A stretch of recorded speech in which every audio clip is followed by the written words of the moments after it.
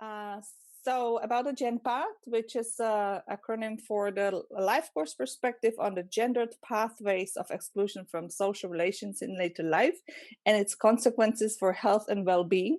It's a very long title because the project is very complex. We are looking at different aspects, looking at older adults' lives, especially from the perspective of their quality of life, health, and we take this life course approach, so it's also very complicated in a 3D dimension, our time dimensions, and our outcomes variables are both quality of life and health, and of course the overarching theme of gender. So it's a very complicated model to start with, but it's a great challenge, and it's a very interesting topic to look into as well. Well, the main line is really looking into social exclusion from social relationships, which is complex again, because it's both objective part of not having enough people you want to have around yourself. This is the qualitative perception of this network size, if you are happy with the number of people you have around yourself, and then is the quality of the relationships you have. And these things are not always overlapping. And for example, some of the just recent results we got from the research is that it actually, what matters most is the subjective perception.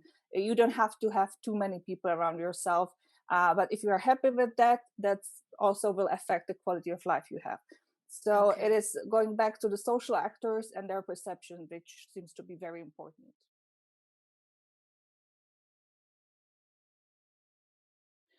We usually take this administrative threshold of 60 or even 65 years to define our older adults group. But again, it's very flexible because some people really, they wouldn't identify with this label. So we really do talk about later lives, or usually later life is something we kind of also, when we talk with people during the qualitative interviews, this is what we use to give them the freedom to use the category of being old or not really feeling old. From the gender perspective, that's again very complex for us, and I'm aware that I'm overusing the label complex, but it is how it is. Especially in the comparative projects like ours, when we have 7 countries involved. And for example, just, it would be quite simple to look at the gender as differences between men and women, which we do, for example, in our quantitative analysis. But of course, gender is much more than that. And even we would think that it is kind of have to do something with the biology of being women and men. And we would kind of expect that these things do work the same way, but they don't. And we find really interesting differences in how women in different cultures are perceiving their social relationships and how men do that. And the differences are not unilateral, or they are not the same in each country.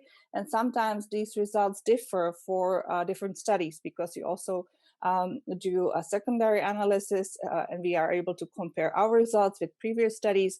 And we are still not getting the easy answers to the question how, for example, the gender plays a role in the social relationships, or more specifically in exclusion from social relationships.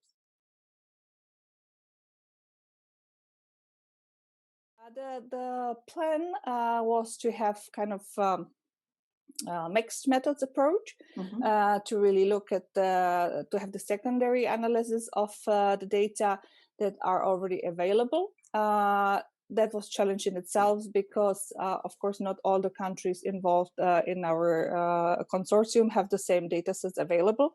So we have to play around this and try to find out ways how to really come up with the comparable results.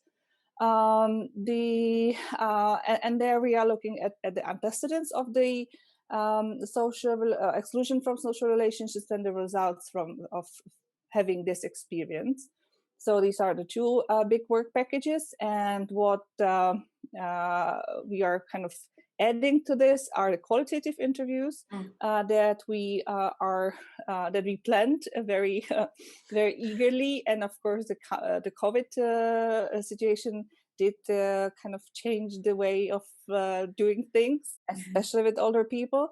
But it was also unexpectedly very positive for our project, because of course the call to really stay at home, being socially isolated, or having the social distance, which I feel it's very bad label to what we really need. We need a physical distancing, not really being far from the other people. Yeah. So there was a lot of commentaries I gave, for example, to the media, that this is not a proper way to label what really we need to do. And it played a role a lot. Of course, in a way we can run the project as such, and of course it influenced the interviews we are doing and the teams that are appearing. I always say it's a huge elephant in the room, and we have to deal with it. And it affects the results as well. But this is a great way, because the project management is flexible in these things. So we were able to add this topic to our interview guides, and so we will have these. And we are now. Some countries are finishing the data collection. Some are in the middle of that. So we kind of slowly started the analysis, but it will be very nice comparative work on how the COVID-19 had influenced the experience of social exclusion from social relationships in European countries, and I believe it will be very valuable. So the consortium is a direct spin-off of the European initiative of the cost action networking. So we were really very blessed to know each other before and working together in the topics of social exclusion. The seven countries involved is the Czech Republic, Ireland, Austria, Israel, Norway, Sweden, and Spain. So we really kind of covered the Europe and the heart of the Europe. So that's also very interesting. And when we had our first kickoff meeting in Brussels, and we were not able to meet already in the premises we kind of planned to, because of the closing down of the public institutions, and we got home into the lockdowns. So that was really the first mark on the project. And it took us a little bit, I have to admit, how to kind of, and then we started to be very creative about the ways we are going to work together, because little we know by then in the Brussels that this is the, maybe last time for a long time that we will be able to shake our hands and hug and kiss with the cheeks, which we done very eagerly before. And the project was envisioning every 3 months online meetings, and then having these biannual face-to-face meetings, and we changed that, and we are now meeting every 2 weeks. We have the regular time and at the Zoom, and we are just changing the different work package teams. But usually, most of the people kind of come and we talk about how the analysis is going, and if there are some hindrances or where to go next. And that really, I'm very happy how this kind of the situation pushed us to the new solutions, and I think that was a good thing again. That kind of it pushed us to think out of the box and trying to figure out new ways also for the collecting the data. That was also part of that.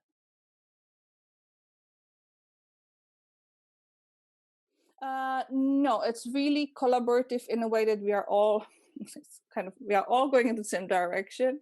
We do have different, most of us are sociologists or social gerontologists, they're economists, but most of us are really in the social sciences background. Differences we have or different skills we are bringing to the project is more in the terms of the methodological skills, for example. So we have specialists really in the qualitative methods, thank you, and the quantitative methods. And we also provide training for trainings even for the entire group. So if there are people who are trained more in the quantitative methods, they would be, most welcome to come and listen to the coding seminar run by our qualitative colleagues. So, so this is really encouraging each other as we are meeting together to talk about different disciplines or methodologies and to learn new things as well.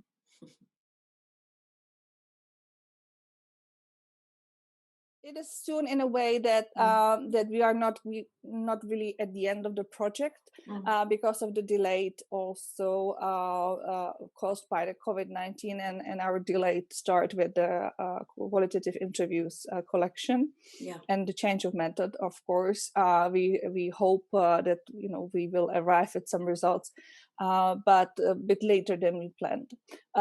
At the same time, we already had 3 papers submitted for publications. So we have some preliminary results, of course, from the first part of the project plan based on the secondary analysis. And that's the results are not really shocking or really kind of not expected, which is in a way good, because this is, that would maybe even show that there could be some mistakes in the previous knowledge.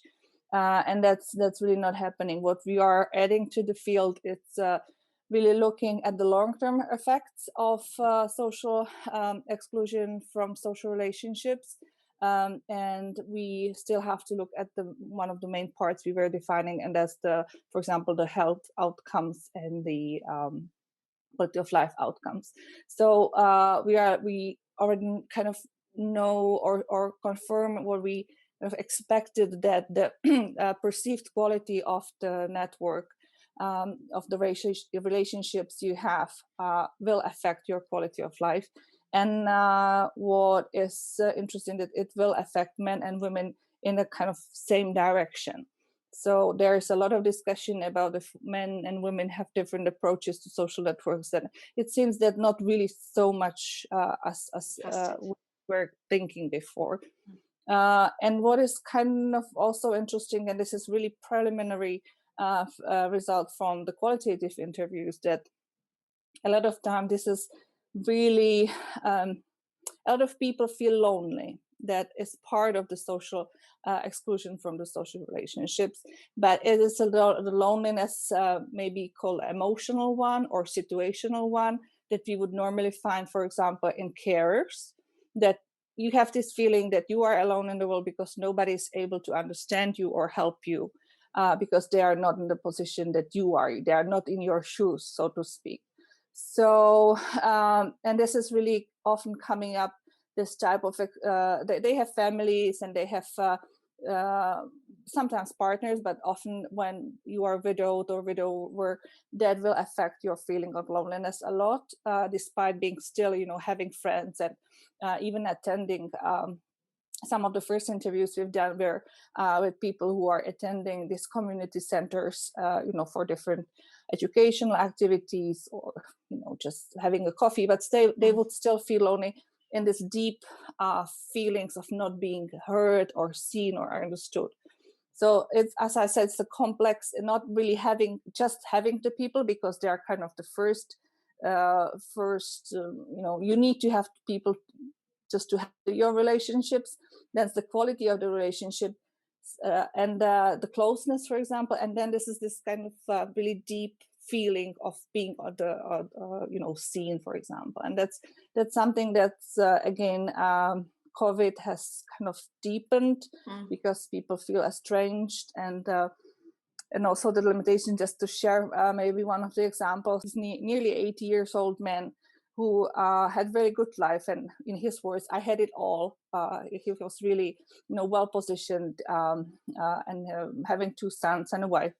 But then, unfortunately, his wife died, and just a year ago, his son died, and now his girlfriend left him, and he feels like, I have nobody to care for, and nobody cares for me.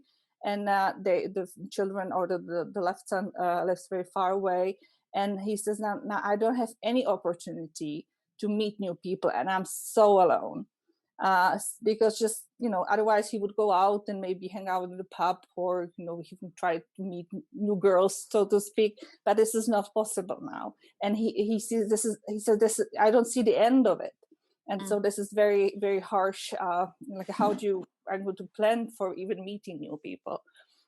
So these are again complex stories that will come up from the qualitative interviews we will still have to work with.